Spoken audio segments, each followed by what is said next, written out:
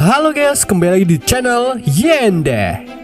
Di video kali ini saya akan ngabulin requestan salah satu subscriber yang minta saya merangkum sebuah film fenomenal pada masanya, yaitu V for Vendetta yang dirilis pada tahun 2006.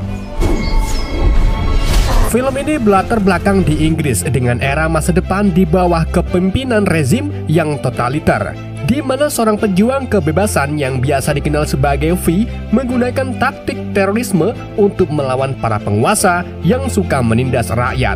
Bagaimana keseruan ceritanya? Yuk mari kita simak alur ceritanya.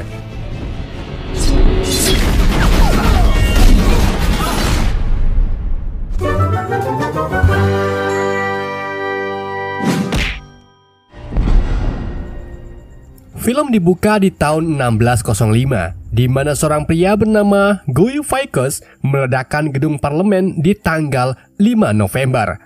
Karena tindakannya itu, Guy ditangkap dan dieksekusi mati dengan digantung.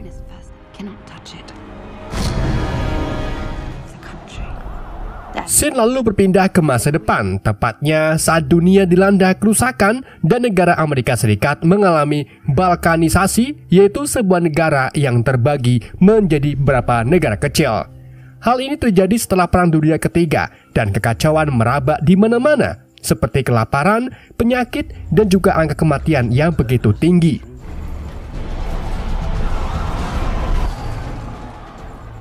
Karena hal ini, seorang politikus ambisius yang memimpin partai North-Shire, yaitu kanselir tinggi Adam Sutler, meraih kesuksesan dengan menerapkan pola kekuasaan yang sangat fanatik, di mana semuanya dikontrol oleh negara dan tidak ada kebebasan untuk sipil.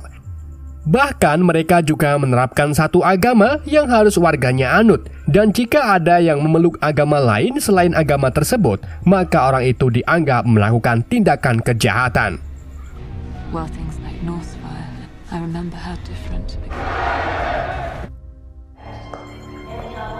Lalu, di suatu malam, seorang wanita bernama Effie Hammond keluar sendirian untuk menemui pamannya yang sakit parah. Namun di tengah jalan tiba-tiba ia dicegat oleh 3 preman yang mengaku sebagai Fingerman, yaitu polisi khusus pemerintah, dan ingin memperkeos Effie. Untungnya seorang pria bertopeng yang berpakaian ala Guy Fawkes muncul dan langsung membunuh ketiga preman tersebut.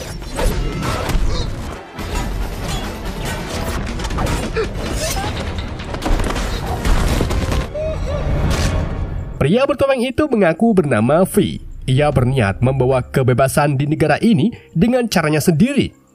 V lalu mengajak Effie naik ke atap sebuah gedung, di mana di sana V memberitahu Effie kalau hari ini adalah tanggal 5 November, di mana ia memilih tanggal ini untuk menghormati Hari Guy Fawkes saat meledakkan gedung parlemen Inggris. Jadi untuk memperingatinya, V melakukan hal yang sama dengan memainkan musik terlebih dahulu, lalu meledakkan gedung parlemen Old Bailey.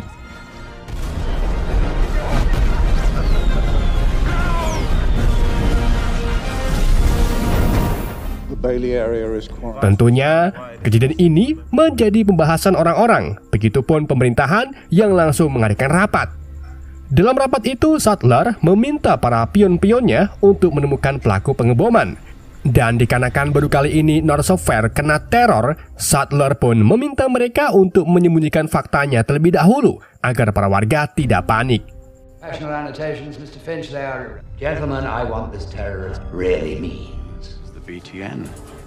Di pagi harinya, pernyataan itu lalu disiarkan di stasiun televisi BTN yang juga dikelola oleh pemerintahan, di mana pembawa acara yang sudah dibayar oleh pemerintah mengungkapkan kalau meledaknya Old Bailey memang sengaja diletakkan oleh pemerintah karena bangunan itu sudah sangat tua.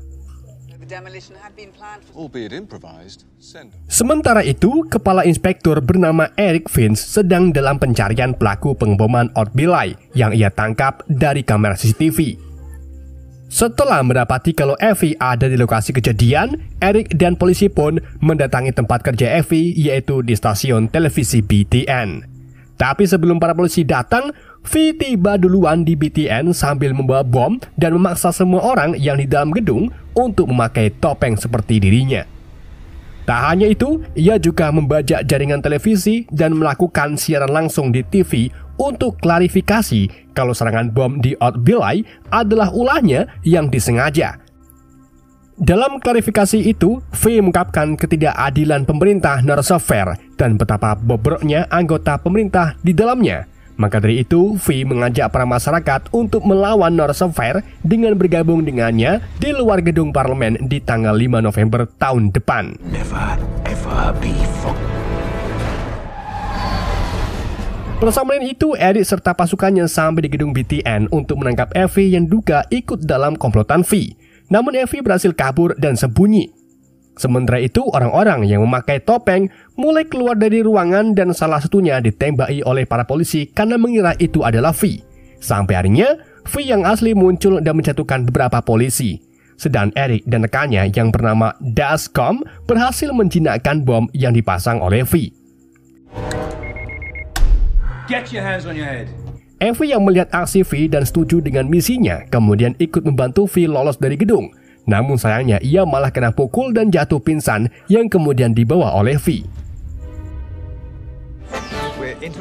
Setelah kejadian ini, semua berita pun menginfokan tentang aksi V yang merupakan seorang teroris. Namun lagi-lagi, media membodohi masyarakat dengan menyatakan kalau V berhasil ditembak mati sambil menunjukkan video potongan kru BTN yang memakai topeng seperti V ditembaki oleh polisi. Now this is only terrorist was shot and killed. Sementara itu, Evie kemudian terbangun di sebuah kamar yang penuh dengan buku. Dan saat ia menelusuri seluruh ruangan, Evie bertemu dengan V yang mengatakan kalau ini adalah markasnya. V menamakan markasnya sebagai Shadow Gallery, yang mana semua barang-barang di ruangan ini adalah milik pemerintah yang ia curi. V lalu menyarankan agar Evie jangan pergi kemana-mana dulu karena para polisi sedang memburunya. Jadi ia menyuruh Evie agar tetap tinggal sampai tanggal 5 November tahun depan demi keselamatannya. I have to stay here for a year. Di sisi lain, Eric dan Dascom mencari tahu tentang asal-usul Evie. Diketahui kalau kedua orang tua Evie adalah aktivis yang sudah meninggal saat di penjara. Sedang kakak laki-laki Evie juga meninggal dalam serangan teroris di sekolah St. Mary. So we know her story. Kita kembali lagi ke Shadow Gallery, di mana Evie berterima kasih ke V karena sudah membantunya bersembunyi dari para polisi. Di saat yang sama, Evie lalu melihat tangan V yang melepuh saat ia sedang masak. V pun menjelaskan kalau itu luka bakar yang ia alami dulu. Keduanya lalu mulai mengobrol tentang masalah yang disampaikan oleh V saat di siaran TV. V mengaku ingin negara ini menjadi lebih baik dengan memerangi petinggi-petinggi yang korup dan seenaknya sendiri. It's always been for the worse. People should not be afraid of their gut. Alone, a symbol is meaningless. Change the world. A man does not. Di malam harinya, seorang propagandis North Fair bernama Lewis Pretero terlihat sedang mandi. Sampai harinya ia terkejut melihat bayangan V di sebuah kaca. Kemunculan V sudah pasti untuk membunuh Lewis yang sering menyebarkan propaganda demi kemajuan dirinya sendiri. Dan sebagai ciri khasnya, V meninggalkan bunga Scarlet Carson di tubuh orang yang ia bunuhnya. Atas kejadian ini, Eric dan Dascom kembali mencari tahu apa penyebab kematian Lewis. Namun mereka tak menemukan adanya jejak rambut maupun serat dari pakaian si pelaku. Seolah-olah Lewis meninggal begitu saja. Eric lalu menyadari kalau Lewis ini pemegang saham perusahaan obat-obatan terbesar di London dan juga St. Mary's. Dari situlah mereka mulai mencurigai kalau kematian Lewis ulah dari V dan Evie. The richest man in the country before believing in coincidence. Find your own tree. Di sisi lain, Evie dan V yang sedang menonton berita di TV yang melaporkan tentang kematian Lewis akibat serangan jantung. Tentunya Evie tak mempercayai hal ini dan langsung mencurigai V karena sebelumnya V ingin menjatuhkan para pemerintahan korup. Alhasil V pun mengakui kalau itu perbuatannya. Tak lama kemudian Evie mulai mendekati V lagi dan cerita tentang masa kecilnya, di mana setelah kakaknya meninggal, kedua orang tua Evie terjun ke dunia politik untuk memprotes perang dan reklamasi. Tentunya pada saat itu demo besar-besaran menolak dilantiknya Kanselir Adam Sutler terjadi, dan orang tua Evie ikut dalam demo tersebut. Sampai harinya di malam harinya, kedua orang tua Evie ditangkap oleh orang-orang suruhan pemerintah untuk menjarakan mereka. Setelah kejadian itu, Effie menyesali diri sendiri karena pada saat itu tak cukup berani untuk menghentikan para penjahat tersebut. Bahkan sampai saat ini, ia juga masih dihantui oleh rasa ketakutan. Parents, I wish I was, but I can do to help make it right. Sementara itu, Eric dan Descom mencari tahu tentang riwayat kejahatan Lewis dan saat diselidiki, mereka menemukan kalau Lewis pernah dipenjara di Larkhill. Gak cuma itu, mereka juga menemukan kalau Lewis pernah bekerjasama dengan seorang pendeta bernama Anthony Lilliman. Put him in charge of a detention for find any other record of it. Di Shadow Gallery, Effie kini mulai dekat dengan V dan siap untuk membantu V. Personal motto. I believe you will. Di hari berikutnya, tepatnya di Larkhill, Anthony Lilliman yang kini merupakan pedofil mendapatkan asupan gizi dari Lewis, di mana asupan gizi itu berupa gadis muda yang akan memuaskan nafsu Anthony. Namun pada hari itu, gadis yang dikirim Lewis adalah Effie yang memakai pakaian seperti anak kecil. Sebelum Effie dicaplok, Effie mengungkapkan kalau Anthony masuk ke perangkap V, karena sebenarnya Lewis sudah tewas dan sekarang V akan membunuh Anthony. Namun dikarenakan cairan putihnya mulai mengental, Anthony pun tak peduli dan mencoba mengobok-ngobok Effie. Sampai akhirnya V datang dan langsung membunuh Anthony, sedangkan Effie terlihat shock dan melarikan diri. Effie kemudian pergi ke rumah bosnya bernama Gordon Dietrich yang merupakan host dari acara TV komedi. Effie lalu menceritakan apa yang terjadi dan sekarang ia sedang ketakutan karena para polisi pasti sedang mencarinya. Tetapi Gordon menenangkan Effie dan menjelaskan kalau ia memiliki masalah yang lebih besar dibanding Effie. Gordon lalu membawa Effie ke ruang rahasianya, di mana ia menunjukkan kalau ia menyimpan kitab suci Al-Quran yang tentunya ini bukan masalah sepele di negara ini. It is like yourself. I'm sorry. Appetite. Di sisi lain, Eric membawa mayat Anthony ke seorang ahli bedah mayat bernama Dr. Delia Surredge. Eric memintanya untuk menyelidiki penyebab kematian pendeta Anthony, serta ingin Dr. Delia mencari tahu tentang bunga merah yang selalu ditinggalkan oleh V di tubuh para korbannya. Bukannya semangat, Delia entah mengapa malah mengkerut, seperti ada rasa kecemasan dalam mengungkap siapa V sebenarnya. Any information. Good. Forensics just wrapped. Ghost. Setelah dari Delia, Eric dan Descom lalu mendata para korban yang dibunuh oleh V dan juga calon korban. Di situ Eric menemukan salah satu calon korban V yang juga pernah bekerjasama dengan Lewis. Dia bernama Dr. Diana Stanton yang semua datanya hilang 2 tahun yang lalu. Dan saat diselidiki lebih dalam, ternyata Dr. Diana Stanton sudah mengganti namanya menjadi Dr. Delia Surredge. Yep. Sementara itu, Dr. Delia yang hendak bobok di rumahnya didatangi oleh V. Namun, Dr. Delia tak lagi ketakutan karena ia sudah tahu kalau V akan membunuhnya akibat kesalahan yang dulu pernah ia lakukan. Jadi, dulu Dr. Delia ikut ambil alih dalam sebuah proyek penelitian senjata biologis yang dibuat oleh Lewis. Bahkan pendeta Anthony juga ikut serta di dalamnya. Dalam proyek itu, mereka menggunakan para tahanan dari Larkhill untuk disuntikan sebuah virus. Namun kebanyakan dari mereka tak bertahan lama dan meninggal. Sampai akhirnya ada salah satu tahanan yang berhasil dalam eksperimen ini dan justru bermutasi menjadi lebih kuat. Hal ini membuat tahanan itu menjadi kunci dari kesuksesan mereka. Tahanan itu berada di dalam sel ruang 05 atau jika dalam angka Romawi adalah V. Lalu, tepat tanggal 5 November, sebuah bom meledakkan fasilitas mereka. Alhasil semua hasil kerja para peneliti musnah begitu saja. Dalam kekacauan ini, Dr. Delia kemudian melihat pria dari sel 05 yang sudah penuh dengan luka bakar, yang artinya tangan itu adalah V karena Effie pernah melihat tangan V memiliki luka bakar. Setelah mendengar cerita dari Dr. Delia, V mengungkapkan kalau ia sudah menyuntikkan racun saat Dr. Delia sedang tidur. Alhasil, Dr. Delia pun meninggal dengan tenang tanpa rasa sakit. Kita kembali lagi ke Effie, di mana Gordon menunjukkan acara TV-nya yang baru saja tayang. Dalam siaran itu, Gordon menyindir pemerintah dan dengan beraninya mengolok-olok konselir Adam Sutler. Hal ini Gordon lakukan karena ia sudah muak dengan aturan North Sapphire, di mana Gordon ingin sekali menayangkan Upin Ipin ke BTN, tetapi pemerintah menolak. Karena ulahnya itu, para Fingerman menggerebek rumahnya dan menangkap Gordon. Effie yang pada saat itu mencoba untuk kabur juga akhirnya tertangkap oleh mereka. Setelah itu, Effie diinterogasi oleh sosok pria yang tak jelas karena bersembunyi di dalam gelap.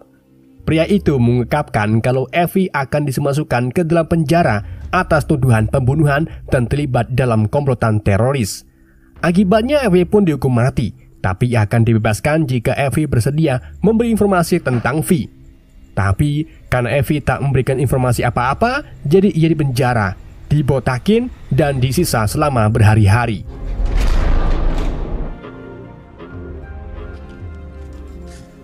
Di dalam selnya, Effie mendapatkan sebuah surat dari tahanan lain bernama Valerie Peck.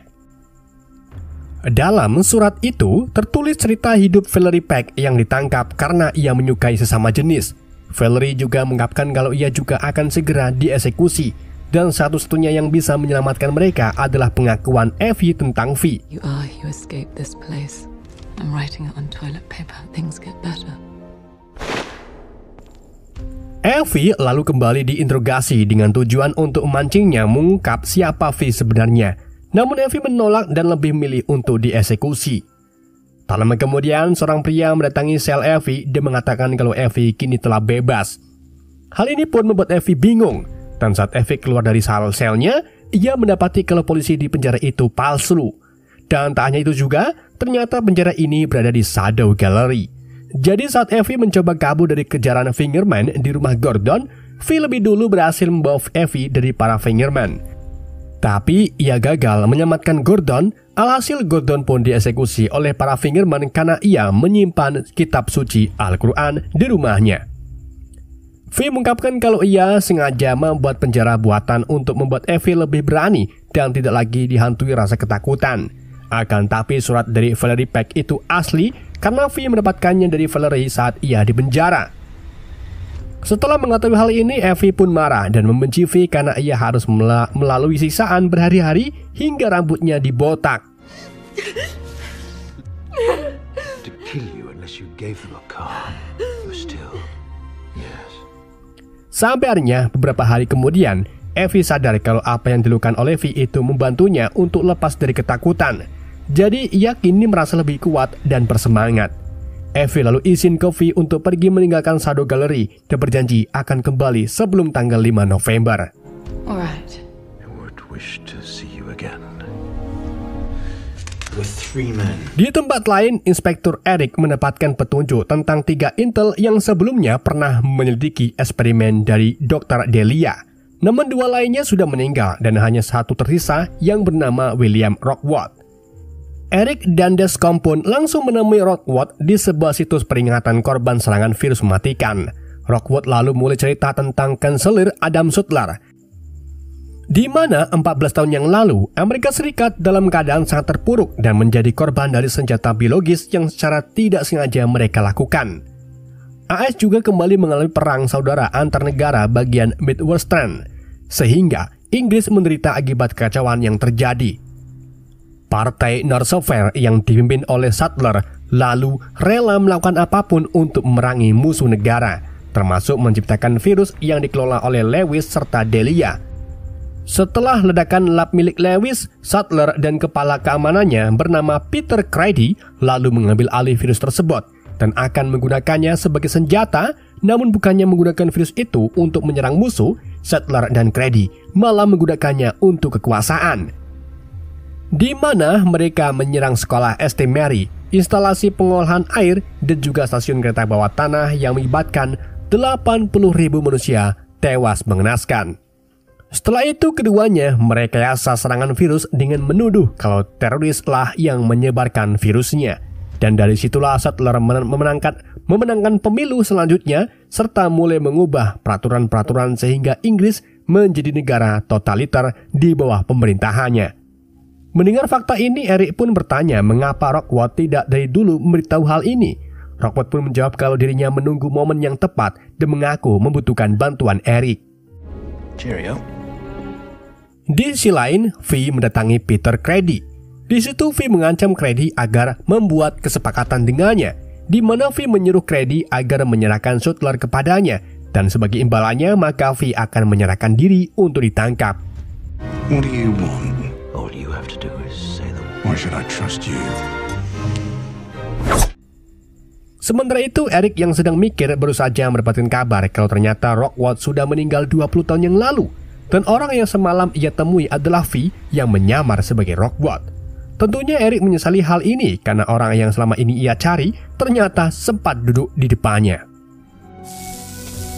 Beberapa bulan kemudian, tepatnya saat hari mendekati tanggal 5 November, V sudah mulai menyebarkan skema-skema yang menyebabkan Inggris tambah kacau dan banyak orang yang kini membenci North Sapphire. V juga menyebarkan 100.000 topeng Guy Fawkes ke publik, sehingga kini orang-orang mulai tak terkontrol dan melakukan tindakan kejahatan dengan memakai topeng tersebut. Bahkan, salah satu fingerman juga tak sengaja menembak seorang gadis muda yang mengenakan topeng V. Hal ini membuat warga geram dan mulai berani melakukan perlawanan terhadap fingerman. Karena kekacauan itu, Kanselir Sutler marah besar karena bawahannya sampai sekarang belum bisa menangkap V. Sementara itu, Evie menepati janjinya dengan mendatangi V dan keduanya berdansa dengan diiringi lagu kesukaan V. Tell me what I am and be my aid. I heard Sutler's going to make Viola. Setelah itu, V membawa Evie ke ruang kereta bawah tanah London yang sebelumnya ditutup. Tapi sekarang kereta itu sudah diisi dengan bahan peledak oleh V yang nantinya akan digunakan untuk menghancurkan gedung parlemen. V lalu menyerahkan seluruh kereta ini ke Evie dan sudah menjadi keputusan Evie apakah nantinya akan digunakan atau tidak. Lalu sebelum V pergi menemui Credy, Evie memohon ke V agar meninggalkan semua peperangan ini dan pergi bersamanya, tetapi V menolak. Tak lama kemudian, V pergi menemui Credy yang sudah siap bersama pasukannya. Karena sebelumnya mereka berdua sudah sepakat, jadi Credy pun membawa Sutler dan membunuhnya di hadapan V. Tapi setelah itu, V menolak untuk menyerahkan diri. Jadi Credy dan pasukannya pun langsung menembaki V sampai beberapa kali. Namun anehnya, V masih hidup karena ia ternyata memakai pelindung peluru di dadanya. Dan sebagai pembalasan, V membunuh Credy beserta pasukannya menggunakan 2 pisau.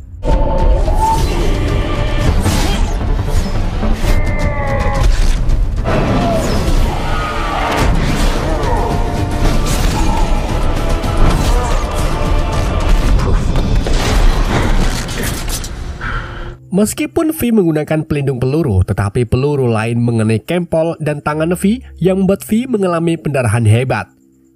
V yang terluka parah kemudian menemui Evie. Ia lalu berterima kasih ke Evie dan mengungkapkan kalau ia sangat mencintai Evie. Sebelum harinya, V meninggal di pelukan Evie. Evie lalu menaruh tubuh V di dalam kereta dan berniat untuk menjalankan kereta tersebut. Tapi bersama dengan itu, Eric muncul untuk menghentikan Evie. Evie lalu mulai angkat bicara kalau apa yang dilakukan oleh V itu benar. Dan setelah Eric menyadari tentang korupsi rezim North Sapphire, ia pun mengizinkan Evie untuk menjalankan kereta tersebut. Sementara itu, ribuan warga yang berpihak kepada V mulai menuju ke gedung parlemen sambil mengenakan topeng Guy Fawkes. Karena Sutler dan Credy kini sudah meninggal, para militer pun tak bisa berbuat apa-apa dan biarkan para pemberontak tersebut lewat.